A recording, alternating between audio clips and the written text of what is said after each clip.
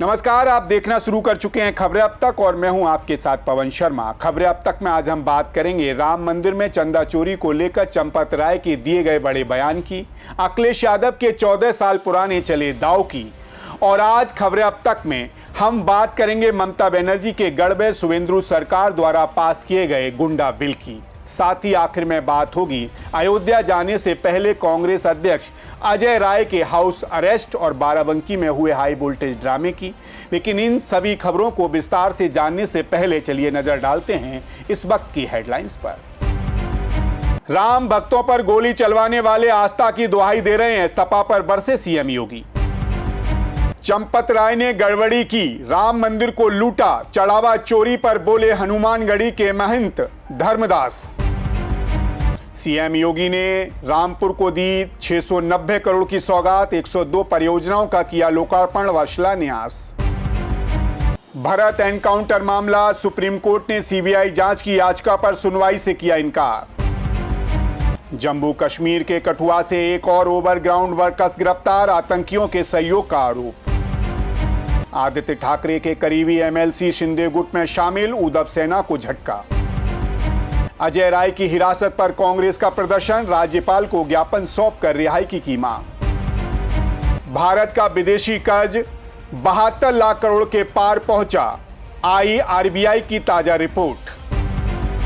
सोना चांदी के दामों में आई बड़ी गिरावट, 1510 रुपए सस्ता होकर 1,41,300 रुपए प्रति 10 ग्राम पहुंचा गोल्ड। लगातार दूसरे दिन शेयर बाजार में गिरावट, सेंसेक्स 250 अंक गिरा, निफ्टी 23,866 पर हुआ बंद। हेडलाइंस के बाद खबरें अब तक में एक बार फिर आपका स्वागत है। तो चलिए शुरू करते हैं खबरों का सिलसिला और सबसे पहले बात करते हैं अपने पहले मुद्दे के बारे में। आज देश के दो सबसे बड़े और पवित्र मंदिरों से ऐसी खबर सामने आई जिन्होंने करोड़ों राम भक्तों और सनातनी हिंदुओं का खून खौला दिया। जी हां, एक तरफ जहां अयोध्या के भव्य राम मंदिर में प्रभु श्री राम के चरणों में अर्पित किए गए चढ़ावे और चंदे की महाचोरी ने लखनऊ से लेकर दिल्ली तक हड़कंप मचा रखा है, वहीं दूसरी तरफ अयोध्या से 2000 किलोमीटर दूर केरल के प्रसिद्ध सबरीमाला मंदिर से भगवान की मूर्ति का सोना ही गायब हो गया। जिस पैसे और सोने को देश की जनता ने अपनी गाड़ी कमाई से भगवान के चरणों में सौंपा, उस पर चोरों और भ्रष्टाचारियों ने ऐसा डाका डाला कि अब अदालत ने इसे एसआईटी तक एक्शन में है। आइए आपको बताते हैं आस्था के इन दोनों बड़े केंद्रों में हुए इस महाघोटाले की पूरी इनसाइड स्टोरी जो आपके होश उड़ा देगी। अयोध्या के राम मंदिर में श्रद्धा के चढ़ावे की कथित चोरी और गबन का मामला पूरी तरह गर्मा चुका है। इस पूरे विवाद के बीच राम जन्मभूमि आंदोलन का चेहरा रहे और श्री राम जन्मभूमि ट्रस्ट के महासचिव चंपत राय पूरी तरह से अलग थलग पड़ गए हैं। विश्व हिंदू परिषद ने इस पूरे मामले से सार्वजनिक रूप से दूरी बना ली है। बीएचपी के अंतर्राष्ट्रीय अध्यक्ष आलोक कुमार ने दो टूक शब्दों में कह दिया है कि राम मंदिर के निर्माण के बाद ट्रस्ट ने जो भी फैसले लिए उसकी जिम्मेदारी बीएचपी की नहीं। आपको बता दें, करोड़ों लोगों ने बीएचपी के चंदा अभियान पर भरोसा करके पैसे दिए थे, लेकिन अब बीएचपी का कहना है कि सुप्रीम कोर्ट के फैसले के बाद मंदिर का संचालन पूरी तरह ट्रस्ट के हाथों में है, इसीलिए जवाबदेही भी ट्रस्ट की है। इस मामले में राष्ट्रीय स्वयंसेवक संघ या केंद्र सरकार को घसीटना ठीक नहीं है। वहीं घोटाले की बू आते ही चंपत राय ने नैतिक आधार पर अपने पद से इस्तीफा दे दिया था। उनके साथ ही ट्रस्ट के सदस्य अनिल मिश्रा ने भी एसआईटी की शुरुआती जांच के बाद बढ़ते विवाद के बीच अपना पद छोड़ दिया था। वहीं दूसरी तरफ उत्तर प्रदेश पुलिस की एसआईटी ने सोमवार को पूर्व महासचिव चंपत राय को सामने बिठाकर करीब 3 घंटे तक कड़ी पूछताछ की। सूत्रों के मुताबिक पुलिस ने उनसे प्रशासनिक फैसलों, चढ़ावे के मैनेजमेंट, कर्मचारियों की जवाबदेही और पहले मिली शिकायतों पर क्या एक्शन लिया गया जैसे तीखे सवाल पूछे। जहां चंपत राय ने पूछताछ में कहा कि इस चोरी में उनकी कोई भूमिका नहीं है और जैसे ही उन्हें भनक लगी उन्होंने ही एफआईआर दर्ज कराई। अब उनसे पूछा गया कि रिश्तेदारों और करीबियों को काम पर क्यों रखा गया, तो उन्होंने कहा कि ज़रूरतमंदों को मौका दिया गया था और इसमें बाकी ट्रस्टी भी शामिल थे। हालांकि सूत्रों का दावा है कि चंपत राय पुलिस के कई सवालों के जवाब नहीं दे पाए। आपको बता दें, जांच सिर्फ चंपत राय तक सीमित नहीं है। एसआईटी ने ट्रस्ट के पूर्व सदस्य अनिल मिश्रा और पदाधिकारी गोपाल राव समेत लगभग 70 लोगों को नोटिस थमा दिया है। साथ ही 140 गवाहों के बयान दर्ज करने की तैयारी चल रही है। इस महाचोरी के मामले में पुलिस ने अब तक 8 आरोपियों को दबोचा है। उनके नाम हैं अविनाश शुक्ला, अनुकल्प मिश्रा, लवकुश मिश्रा, मनीष कुमार यादव, करुणेश पांडे, रमाशंकर मिश्रा, सुभाष श्रीवास्तव, रामशंकर यादव उर्फ टिन्नू। बीते सोमवार को इन सभी 8 आरोपियों को वीडियो कॉन्फ्रेंसिंग के जरिए कोर्ट में पेश किया गया, जहां से उन्हें 14 दिन की न्यायिक हिरासत में जेल भेज दिया गया। वहीं पुलिस ने जब इन आरोपियों के घरों पर छापेमारी की तो आंखें फटी की फटी रह गईं। आरोपी लवकुश ने अपनी पत्नी के नाम पर करोड़ों की जमीन खरीदकर उस पर 3 मंजिला आलीशान महल खड़ा कर दिया था। टिन्नू यादव और अनुकल्प के पास से भारी मात्रा में कैश, सोने चांदी के जेवर और कई प्रॉपर्टियों के कागजात मिले हैं। पुलिस अब उनके पिछले 3 साल की अचल संपत्तियां और 5 साल के बैंक स्टेटमेंट को खंगाल रही है। वहीं इतनी बड़ी सुरक्षा के बावजूद आखिर करोड़ों की चोरी कैसे हो गई? इस सवाल के घेरे में अब बैंक और सुरक्षा अधिकारी भी आ गए हैं। दरअसल फरवरी 2025 में राम मंदिर trust of state bank of India के बीच एक समझौता हुआ था। नियम था कि जब भी दान पात्र खोला जाएगा, बैंक और ट्रस्ट के अधिकारी साथ होंगे। गिनती करने वालों के लिए खास ड्रेस कोड होगा और हर महीने बैंक कर्मचारी को बदलना होगा। लेकिन जांच में सामने आया कि इन नियमों की धज्जियां उड़ा दी गईं। कुछ कर्मचारी लंबे समय तक एक ही जगह जमे रहे और चेकिंग की व्यवस्था भी ढीली थी। एसआईटी अब एसबीआई की अयोध्या धाम शाखा के मैनेजर समेत 5 कर्मचारियों से पूछताछ कर चुकी है। वहीं मंदिर के सीसीटीवी, वायरलेस सिस्टम और काउंटिंग रूम की निगरानी की जिम्मेदारी रेडियो मैनेजमेंट ऑफिसर अर्जुन देव के पास थी। वे साल 2009 से यानी पिछले 17 सालों से अयोध्या में जमे हुए थे। कई बार ट्रांसफर होने के बाद भी नहीं हिले। इस सुरक्षा नाकामी के बाद आखिरकार उनका तबादला गोरखपुर कर दिया गया है और एसआईटी उनकी भूमिका की भी जांच कर रही है।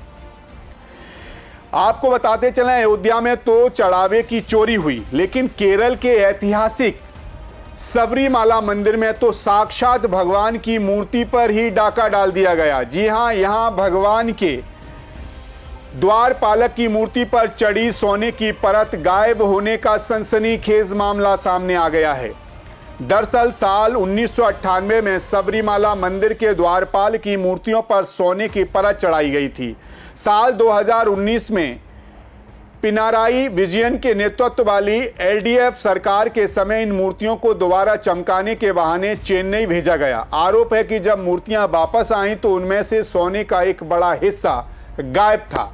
इस मामले में पिछले साल सीपीआईएम के नेता और पूर्व विधायक ए पदम कुमार को गिरफ्तार भी किया गया था। हद तो तब हो गई जब साल 2023 में दोबारा इन्हीं मूर्तियों को फिर से गोल्ड प्लेटिंग के नाम पर चेन्नई भेजने का प्लान बनाया गया। जांच एजेंसी का कहना है कि यह दोबारा चेन्नई भेजने का ड्रामा सिर्फ इसलिए रचा गया था ताकि 2019 में हुई सोने की चोरी को छुपाया जा सके।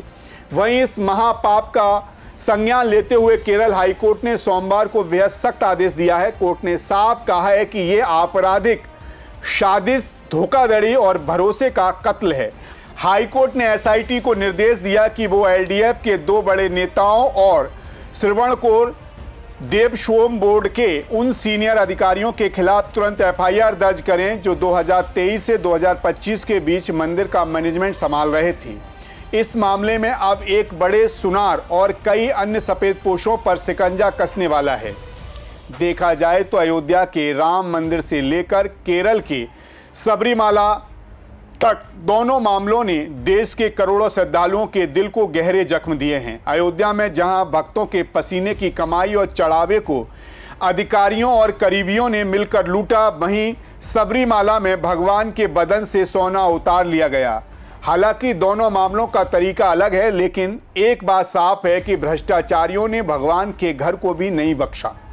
अब पूरी देश की नजरें उत्तर प्रदेश की एसआईटी और केरल की जांच एजेंसी पर टिकी हैं। क्या ये जांच सिर्फ छोटे मोटे मोहरों और 8 आरोपियों तक सिमट कर रह जाएगी या फिर इसके पीछे छिपे बड़े मगरमच्छ भी बेनकाब होंगे?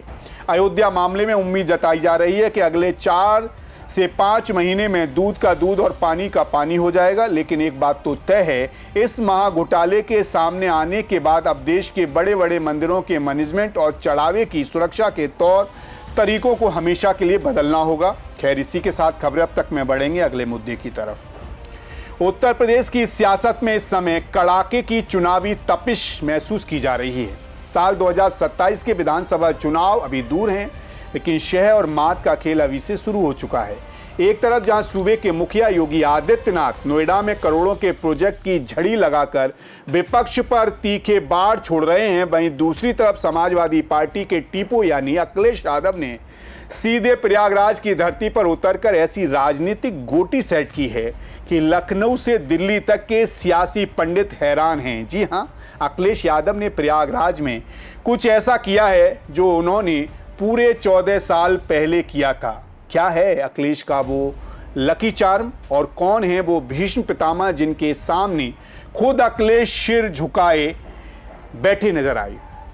आइए जानते हैं इस महादौर की इनसाइड स्टोरी। कहते हैं राजनीति में इतिहास खुद को दोहराता है और अखिलेश यादव इस समय इसी इतिहास के भरोसे अपनी नैया पार लगाने की तैयारी में हैं।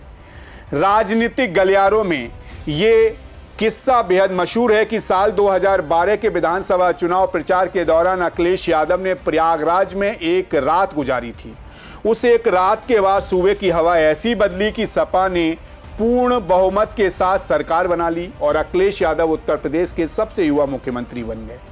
अब पूरे 14 साल बाद अखिलेश यादव फिर से प्रयागराज के 2 दिवसीय दौरे पर पहुंचे और वहां रात बिताई। समाजवादी पार्टी के खेमे में जोश हाई है कि ये महज इत्तेफाक नहीं बल्कि 2027 में सत्ता परिवर्तन की ठोस आधारशिला। इस सकारात्मक ऊर्जा के सहारे अखिलेश युवाओं में नया जोश फूंक रहे हैं। दरअसल प्रयागराज के दौरे पर अखिलेश यादव ने मुलायम सिंह यादव के पुराने और नजदीकी सहयोगी रहे रेवती रमन सिंह से मुलाकात की और उनका आशीर्वाद लिया। वहीं इस दौरे के दौरान सोशल मीडिया पर एक ऐसी तस्वीर वायरल हुई जिसने सबको ध्यान अपनी ओर खींचा। इस तस्वीर में उत्तर प्रदेश के पूर्व मुख्यमंत्री अखिलेश यादव बेहद आदर भाव के साथ नीचे सोफे के पास बैठे हैं और उनके सामने समाजवाद के एक वयोवृद्ध नेता सोफे पर बैठकर सामने टेबल पर पैर फैलाकर बड़े आराम की मुद्रा में बात कर रहे हैं। अमूमन आज की राजनीति में जूनियर और सीनियर का ऐसा तालमेल और इतना बड़ा आदर देखने को कहीं नहीं मिलता। लेकिन आपको बता दें, ये बुजुर्ग नेता कोई साधारण शख्सियत नहीं बल्कि प्रयागराज की राजनीति के भीष्म पितामह और रीवा राजघराने के राजा साहब यानी कुंवर रेवती रमन सिंह हैं। रेवती रमन सिंह नेताजी मुलायम सिंह यादव के सबसे भरोसेमंद राइट हैंड और समाजवादी पार्टी के संस्थापक सदस्यों में से एक रहे हैं। राजा साहब 8 बार विधायक, 2 बार लोकसभा सांसद और 1 बार राज्यसभा सदस्य रह चुके हैं। उत्तर प्रदेश सरकार में कई बार कद्दावर मंत्री रहे। इस नेता ने साल 2004 में बीजेपी के चाणक्य माने जाने वाले डॉक्टर मुरली मनोहर जोशी को इलाहाबाद सीट पर हराकर पूरे देश की राजनीति को हिलाकर रख दिया था। वहीं प्रयागराज, प्रतापगढ़, कौशाम्बी और भदोही जैसे जिलों में भूमिहार ब्राह्मण और पिछड़ों के बीच राजा साहब की पकड़ इतनी मजबूत है कि उन्हें इस इलाके का किंग मेकर कहा जाता है। कम से कम 4 से 5 विधानसभा सीटों पर उनका आज भी सीधा असर देखने को मिलता है। उनके बेटे उज्जवल रमन सिंह इस समय प्रयागराज से कांग्रेस के लोकसभा सांसद हैं। वहीं अखिलेश यादव ने खुद उनके घर जाकर पैर छूकर आशीर्वाद लिया, जिस पर रेवती रमन सिंह ने भी सोशल मीडिया पर तस्वीरें शेयर कर अखिलेश का आभार जताया और बताया कि सूबे के राजनीतिक हालातों पर लंबी और सार्थक चर्चा हुई है। दरअसल अखिलेश यादव का यूं ही खुद चलकर एक ऊंचे रसूख वाले राजघराने के सवर्ण नेता के घर जाना केवल शिष्टाचार नहीं बल्कि 2027 का एक बड़ा मास्टर स्ट्रोक है। अखिलेश यादव लोकसभा चुनाव से ही पीडीए का नारा बुलंद कर रहे हैं, लेकिन वे जानते हैं कि उत्तर प्रदेश की गद्दी तक पहुंचने के लिए सवर्णों का साथ भी बहुत जरूरी है। रेवती रमन सिंह के साथ खड़े होकर सपा ने साफ संदेश दिया है कि अवगणों को भी पूरा सम्मान और साथ लेकर चलेंगे। आपको बता दें, अखिलेश यादव इस दौरे में सिर्फ राजा साहब से ही नहीं मिले, बल्कि ये समाजवादी पार्टी के विधायक विजया यादव के घर गए, महानगर अध्यक्ष इफ्तिखार अहमद के घर पहुंचे और कई पुराने कार्यकर्ताओं के घर जाकर उनके दिलों में नई ऊर्जा भर दी। वे युवाओं के जोश के साथ बुजुर्गों के तजर्बे को जोड़कर एक अजब फॉर्मूला तैयार कर रहे हैं। 2024 के लोकसभा चुनाव में सपा कांग्रेस गठबंधन ने प्रयागराज और फूलपुर में बीजेपी को नाको चने चबा दिए थे। अब 2027 में इस गढ़ को पूरी तरह फतेह करने के लिए पुराने संगठन को फिर से जिंदा किया जा रहा है। कुल मिलाकर प्रयागराज की इस आत्मीय और रणनीतिक मुलाकात के बाद उत्तर प्रदेश की राजनीतिक हलचल सातवें आसमान पर पहुंच गई है। एक तरफ जहां मुख्यमंत्री योगी आदित्यनाथ विकास कार्यों के दम पर विपक्ष के होश उड़ा रहे हैं, वहीं दूसरी तरफ अखिलेश यादव ने अयोध्या में हुए चढ़ावा चोरी जैसे मुद्दों को लेकर सरकार को बैकफुट पर धकेलने का मोर्चा खोल रखा है। अखिलेश का ये प्रयागराज दौरा और 14 साल बाद वहां रात गुजारना क्या वाकई उनकी किस्मत का ताला दोबारा खुलेगा, या रेवती रमन सिंह का मार्गदर्शन और आशीर्वाद अखिलेश को फिर से उत्तर प्रदेश का सुल्तान बना पाएगा? ये तो आने वाला वक्त ही तय करेगा। लेकिन इतना तय है कि अखिलेश यादव ने अपनी इस चाल से भारतीय जनता पार्टी के खेमे में खलबली जरूर मचा दी है। खैर, इसी के साथ खबरें अब तक में बढ़ते हैं अगले मुद्दे की तरफ। पश्चिम बंगाल की राजनीति और कानून व्यवस्था के इतिहास में 29 जून 2026 का दिन इतिहास के रूप में दर्ज हो चुका है, जिसने अपराधियों, दंगाइयों और सिंडिकेट चलाने वाले मवालियों की रातों की नींद और दिन का चैन उड़ा दिया है। जी हां, मुख्यमंत्री शुभेंदु अधिकारी के नेतृत्व वाली भारतीय जनता पार्टी की सरकार ने बंगाल से राजनीतिक हिंसा, बमबारी और गुंडागिर्दी का नामो निशान मिटाने के लिए विधानसभा चुनाव में एक ऐसा खूंखार कानून पास करा दिया है जिससे पूरे सूबे में हड़कंप मच गया है। इस ऐतिहासिक और कड़क कानून का नाम है Paschim Bengal public safety and control of anti social activities bill 2026, जिसे पब्लिक सीधे गुंडा बिल कह रही है। सदन में इस बिल के पक्ष में 176 और विरोध में 41 वोट पड़े। आइए आपको बताते हैं कैसे उत्तर प्रदेश गैंगस्टर एक्ट की तर्ज पर बने इस कानून ने बंगाल के गुंडों की रीढ़ की हड्डी तोड़कर रख दी है। दरअसल ये कानून कोई मामूली कानून नहीं है, इसे बंगाल के इतिहास का सबसे सख्त कानून माना जा रहा है। इसके 5 ऐसे प्रावधान हैं जो अच्छे अच्छे शातिर अपराधियों के पसीने छुड़ा देंगे। पहला, बिना किसी सुनवाई के सीधे 12 महीने की जेल।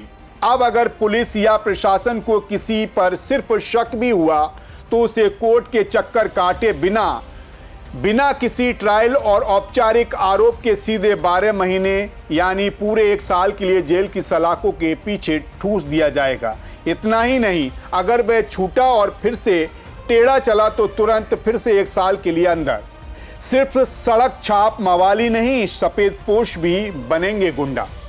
इस कानून ने गुंडा की परिभाषा ही बदल कर रख दी है। अब सिर्फ सड़क पर कट्टा चमकाने वाला ही गुंडा नहीं कहलाएगा, इसमें बड़े बड़े सफेदपोश फाइनेंसर और सिंडिकेट बॉस भी शामिल होंगे जो भारतीय न्याय संहिता की धारा 111 या 112 के तहत संगठित अपराध करते हैं, हथियार, बारूद, ड्रग्स या तस्करी के धंधे में शामिल हैं, अपराधियों को पैसा मुहैया कराते हैं।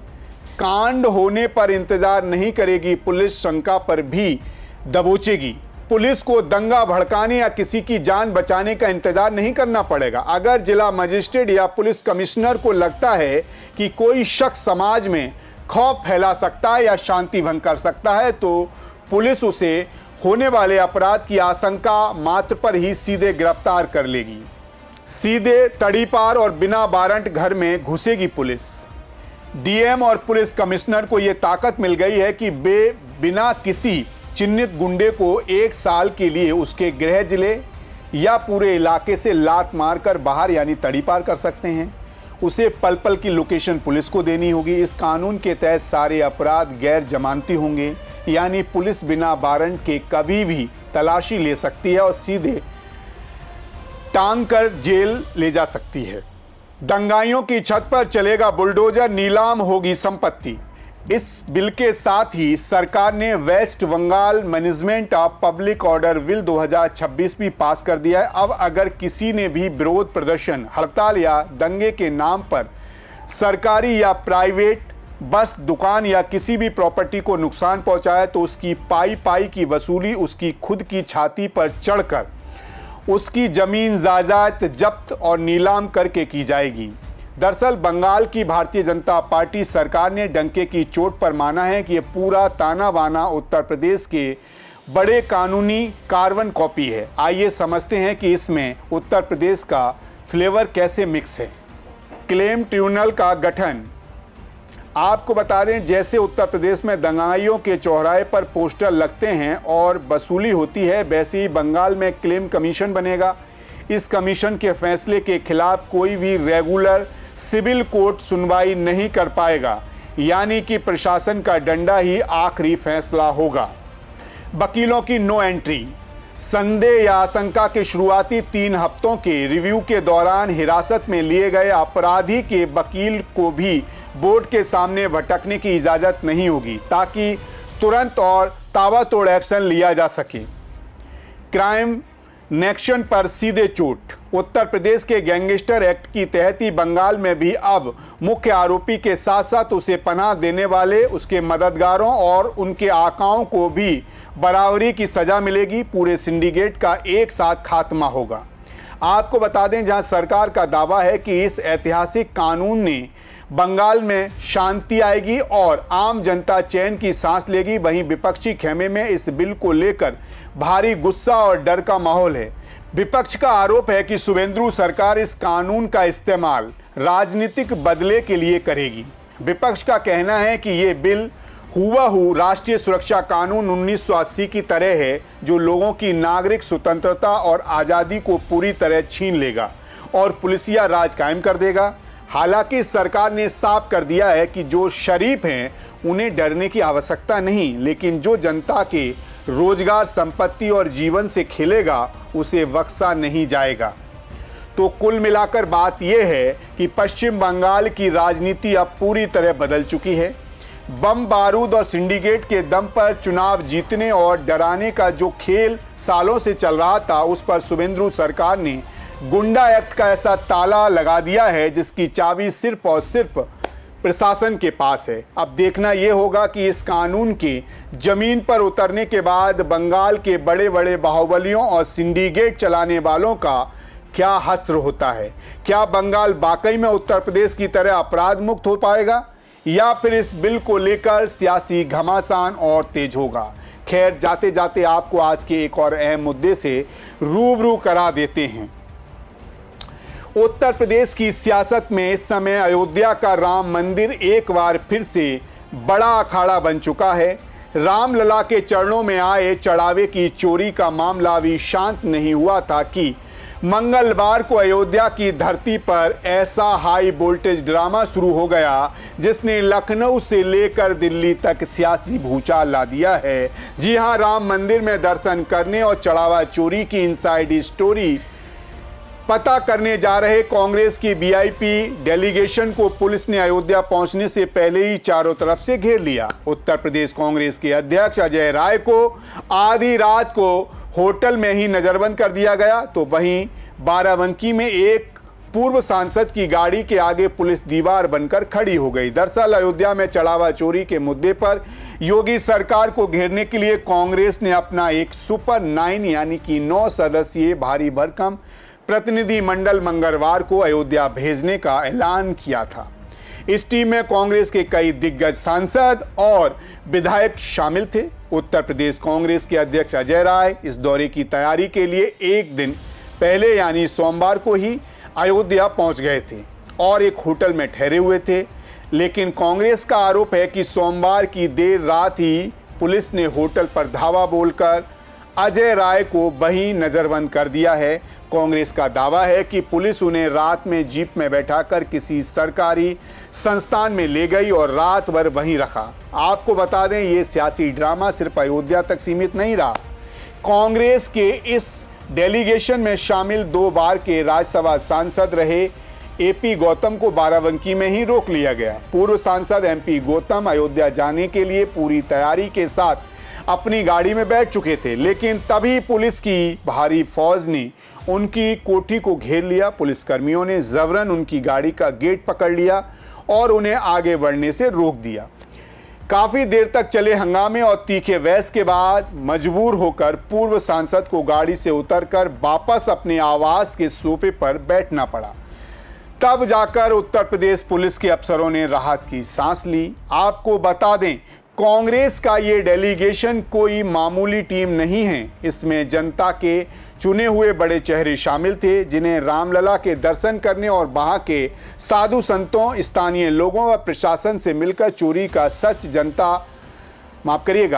जानना था। इस 9 सदस्यीय टीम में शामिल चेहरों में अजय राय उत्तर प्रदेश कांग्रेस अध्यक्ष व पूर्व मंत्री, किशोरी लाल शर्मा अमेठी के सांसद, तनीज पुनिया बाराबंकी के सांसद, राकेश राठौर सीतापुर के सांसद, उज्जवल रमन सिंह प्रयागराज के सांसद, बीरेन चौधरी सपा कांग्रेस विधायक, एमपी गौतम पूर्व राज्यसभा सांसद, दीपक सिंह पूर्व एमएलसी। वहीं कांग्रेस ने सरकार की इस कार्रवाई को पूरी तरह से लोकतांत्रिक अधिकारों का हनन बताया और सवाल किया कि आखिर विपक्ष को रामलला के दर्शन करने और सच जानने से क्यों रोका जा रहा है। जाहिर है कांग्रेस इसे सरकार की घबराहट बता रही है, तो वहीं प्रशासन का दावा है कि वे कानून व्यवस्था बनाए रखने के लिए ये कदम उठा रहे हैं। अब देखना यह होगा कि बैंकों से मिलने वाले इस वित्तीय रिकॉर्ड के बाद क्या कोई नया और बड़ा सफेदपोश बेनकाब होगा, और क्या कांग्रेस के ये सांसद रामलला के दरबार तक पहुंच पाएंगे। इस महासंग्राम की हर कड़क और सनसनीखेज अपडेट के लिए हमारे साथ बने रहिए। तो कुल मिलाकर बात यह है कि चाहे वो अयोध्या में रामलला के चढ़ावे पर डाका डालने वाले सफेदपोश चोर हों, सबरीमाला से भगवान का सोना उड़ाने वाले शादित करता हों, या फिर बंगाल की सड़कों पर आतंक मचाने वाले सिंडिकेट के गुंडे, अब कानून का डंडा इन सब पर पूरी ताकत से चलने को तैयार है। दूसरी तरफ 2027 के महासंग्राम को फतेह करने के लिए शह और मात का खेल भी चरम पर पहुंच चुका है। विपक्ष सड़कों पर उतरने के लिए बेताब है और प्रशासन कानून व्यवस्था का हवाला देकर उन्हें होटलों में नजरबंद कर रहा है। फिलहाल खबरें अब तक में आज के लिए बस इतना ही। कल फिर आपसे मुलाकात होगी किसी बड़ी खबर के पीछे छिपी बड़ी सच्चाई के साथ। तब तक आप बने रहिए सी न्यूज़ भारत के साथ। हर खबर आपके साथ, आपके हाथ। नमस्कार।